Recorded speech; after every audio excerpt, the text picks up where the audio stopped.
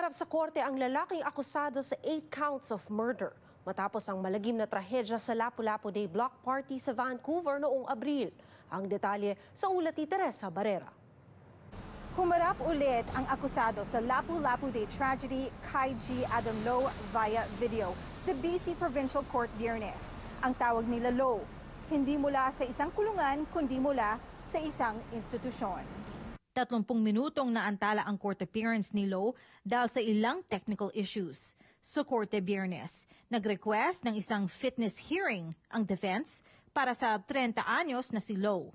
Ito kaugnay sa nauna ng utos ng korte na isang mental health assessment noong May 2. Suot ang isang dark-colored sweatshirt.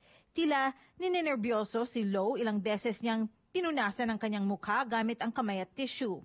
Hindi rin siya nagsalita sa hearing.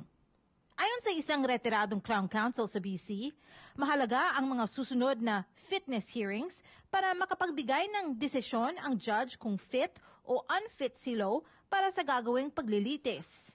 The Criminal Code also provides that no person can be held criminally responsible while they are suffering from a mental disorder that renders him incapable of appreciating the nature and quality of his act. Kapag hindi fit to stand trial kasi si Low, kailangan maghintay muna hanggang magamot siya sa ospital o institusyon at maging fit ulit bago matuloy ang trial sa korte.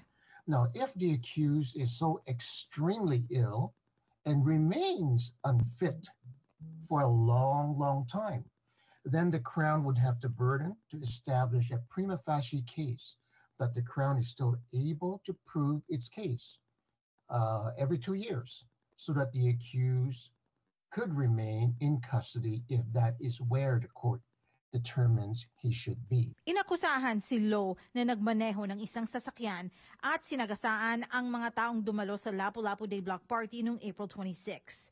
11 katao ang patay at marami ang sugatan. Sa naunang pahayag ng Vancouver Coastal Health Authority, nakitang nasa ilalim ng isa sa mga mental health teams nila si Low sa panahon ng insidente. Nahaharap si Low sa 8 counts of second-degree murder sa ngayon. Inaasahan naman ang fitness hearing sa mga susunod na linggo. Teresa Barrera, Omni News, Vancouver.